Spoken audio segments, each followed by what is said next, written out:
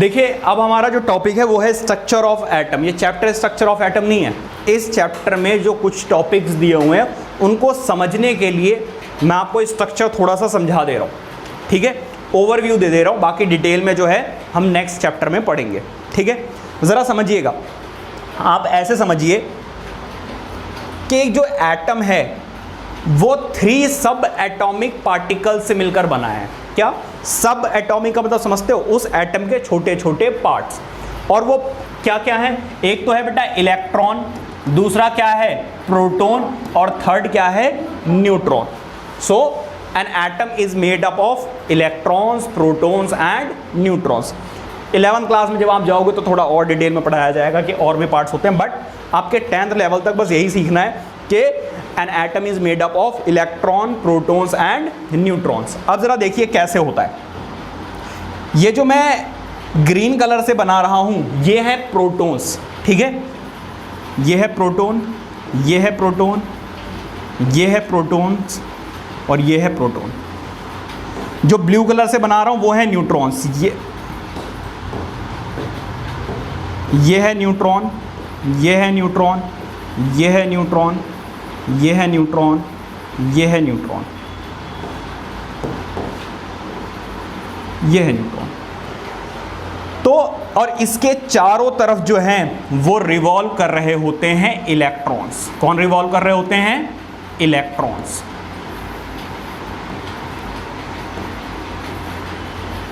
So basically कुछ ऐसा दिखता है एटम स्फेरिकल शेप का, जिसके बीच में क्या होते हैं? ग्रीन कलर से मैंने आपको दिखाया प्रोटॉन्स, ब्लू कलर से मैंने आपको दिखाया क्या? न्यूट्रॉन्स, और ये जो चारों तरफ रिवॉल्व कर रहे हैं ये हैं आपके इलेक्ट्रॉन्स, ठीक है। आप बिल्कुल इसको प्लैनेट की तरह देखिए, बीच में होता है सन और सन के चारों तरफ क्या रिवॉल्व कर रहे होते हैं? प्लैनेट्स।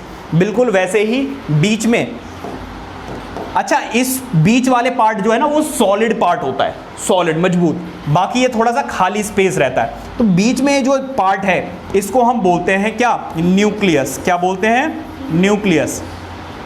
न्यूक्लियस की अगर हम बात करें, न्यूक्लियस की अगर हम बात करें तो न्यूक्लियस कोई अलग से नहीं है। इसको दूर से देखा मैंने बोल दिया न्यूक्लियस है, ये बीच में जो सेंटर में बना हुआ है। इसके अंदर में गया तो मैंने देखा ग्रीन कलर के छोटे छोटे पार्टिकल्स हैं, वो हैं प्रोटॉन्स, और जो ब्लू कलर के पार्टिकल्स नजर आ रहे हैं वो हैं न्यूट्रॉन्स। क्या बात समझ में आ रही है? अच्छा, यहां पे जो प्रोटॉन्स होते हैं वो होते हैं पॉजिटिव चार्ज, जो न्यूट्रॉन है उसके ऊपर नो चार्ज, उसके ऊपर कोई भी चार्ज नहीं है। और ये क्या है? Negative charge. ये क्या है? नेगेटिवली चार्ज, ठीक है। सो बेसिकली ये है प्रोटॉन्स, ये है इलेक्ट्रॉन्स और ये है न्यूट्रॉन्स। अच्छा याद रखना, किसी भी एक एटम के अंदर जितने प्रोटॉन्स होते हैं उतने ही होते हैं इलेक्ट्रॉन्स। तो भाई जितना पॉजिटिव चार्ज होता है उतना ही क्या होता है? Negative charge. तो ओवरऑल एक एटम के ऊपर कोई भी चार्ज नहीं होता है, न्यूट्रल होता है। अरे 11 लिख दिया, अरे समझ जाओ, बाय मिस्टेक लिख दिया 10। ओवरऑल एक एटम के ऊपर कोई भी चार्ज नहीं होता है। क्या बात समझ में आ रही है? अच्छा, कई बार इलेक्ट्रॉन्स जो हैं वो एटम से रिमूव कर दिए जाते हैं या फिर गेन कर लिए जाते हैं। तो जब रिमूव करते हैं तो इलेक्ट्रॉन्स हो जाते हैं कम और प्रोटॉन रहते हैं ज़्यादा। मतलब अगर मैं 1 निकाल दूं यहाँ पे कितने इलेक्ट्रॉन्स बचेंगे? 9। तो जब आप इलेक्ट्रॉन निकाल देते हैं तो पॉजिटिव चार्ज ज़्यादा हो जाता है, जिसकी वजह से ओवरऑल इसके ऊपर क्या आ जाता है? पॉजिटिव चार्ज आ जाता है। जैसे कि बात करें हम सोडियम की, सोडियम कई बार आपने प्लस ऊपर देखा होगा। ये क्या है? सोडियम का आयन। ये क्या है? Na। ये है सोडियम का एटम जिसके ऊपर कोई भी चार्ज नहीं है। इसका मतलब नंबर ऑफ प्रोटॉन्स और नंबर ऑफ इलेक्ट्रॉन्स क्या हैं? इक्वल हैं। लेकिन जब इलेक्ट्रॉन निकाल दिया जाता है तो इसके ऊपर क्या आ जाता है? Positive charge. क्यों? क्योंकि नेगेटिव चार्ज कम हो गया तो पॉजिटिव चार्ज बढ़ गया। क्या बात समझ में आ रही है? अच्छा, इसके बाद अगर कोई इलेक्ट्रॉन गेन कर ले, मान लीजिए कि इसने 2 इलेक्ट्रॉन गेन कर लिए, तो अब इसके ऊपर क्या आ जाएगा? नेगेटिव चार्ज आ जाएगा। क्योंकि देखो प्रोटॉन तो 10 के 10 ही है, इलेक्ट्रॉन क्या हो गए? बढ़ गए। जब ऐसा होता है तो एटम्स के ऊपर क्या आ जाता है? नेगेटिव चार्ज आ जाता है। तो जब नंबर ऑफ प्रोटॉन्स और नंबर ऑफ इलेक्ट्रॉन इक्वल होते हैं तो वो ये है एटम। Atom of oxygen. ये क्या है? Ion of oxygen. ये क्या है? एटम, और ये क्या है? आयन। तो जब चार्ज होता है किसी भी एटम के ऊपर लगा हुआ तो उसको हम आयंस कहते हैं, ठीक है। अच्छा, अगर मैं इसका मास देखूं तो इसका जो मास है वो पूरा का पूरा इस सेंटर में है, न्यूक्लियस में है। इलेक्ट्रॉन्स का भी मास होता है लेकिन ना के बराबर। जैसे कि आप मान लीजिए कोई सामान खरीदने गए, मान लीजिए 1 किलो आपने आलू खरीदे और वो उसने दिखाया 1000 ग्राम। क्या दिखाया? 1000 ग्राम। अगर एक भी ग्राम कम ज़्यादा हुआ तो क्या आप उससे कभी बहस करते हो कि भाई ऐसा है, तूने पॉलीथीन को तो वेट लगाया ही नहीं? पॉलीथीन का वेट नहीं होता क्या? बिल्कुल होता है मास, लेकिन वो ना के बराबर है, उससे थोड़ा बहुत भी ऊपर नीचे होने से कुछ ज़्यादा फर्क नहीं पड़ेगा, इसीलिए हम उसके आर्ग्यू नहीं करते हैं। इसी तरीके से इलेक्ट्रॉन्स का भी मास होता है लेकिन ना के बराबर। तो इसका अगर मास मैं ऐड करूं या ना करूं कुछ भी फर्क नहीं पड़ेगा। So basically the entire mass of an atom is located at the centre of the atom which is the nucleus of the atom. क्या बात समझ में आ गई?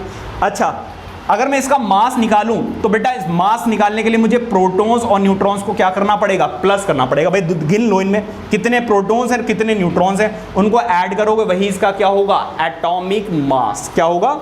सो atomic mass is equal to number of protons plus number of neutrons. क्या बात समझ में आ रही है? सो बेसिकली आप ऐसे समझिए, बीच में ये है न्यूक्लियस और इसके चारों तरफ क्या कर रहे हैं? इलेक्ट्रॉन्स रिवॉल्व कर रहे हैं। अब देखो, अगर आप पीछे देखें तो मैंने यहाँ पे एक रेड कलर का पाथ दिखाया है ऐसे। एक्चुअल में ये कोई पाथ है ही नहीं। ये रेड कलर का जो पाथ नजर आ रहा है ना, ये है ही नहीं, ये तो हवा में ऐसे घूम रहे हैं। लेकिन कहाँ से घूम कर जा रहे हैं उस पाथ को मैंने सर्कल से डिनोट किया है। क्या बात समझ में आ रही है? जैसे प्लैनेट्स ऐसे घूम रहे हैं सन के चारों तरफ, क्या यहाँ पे कोई रोड बना हुआ है, ऐसे कोई सर्कल बना हुआ है? नहीं, वो तो हवा में घूम रहे हैं ऐसे। Are you getting my point? लेकिन जिस पाथ पे अर्थ घूमता है उसको हम ऐसे सर्कल से डिनोट करते हैं, ऐसे रिवॉल्व करता है। Are you getting my point? तो ये चीज़ है वो। अब आ जाओ, अब आपको रियल में दर्शन कराते हैं।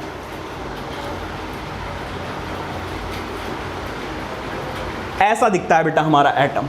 ये मान लीजिए थोड़ी देर के लिए जो रेड कलर के हैं वो हैं प्रोटॉन्स। क्या हैं?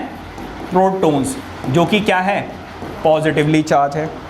ये है ब्लू कलर का क्या? न्यूट्रॉन्स। स्पेलिंग सही है?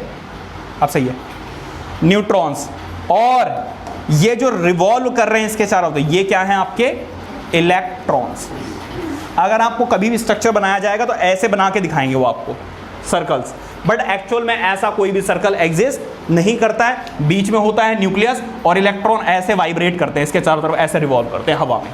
क्या बात समझ में आ रही है? Any doubt? अच्छा, इलेक्ट्रॉन्स का मास ना के बराबर है तो इसको हटा दो। जो मास है वो पूरा का पूरा किस में है? इस न्यूक्लियस में। न्यूक्लियस का मास क्या होता है? Number of protons plus number of neutrons. Are you getting my point?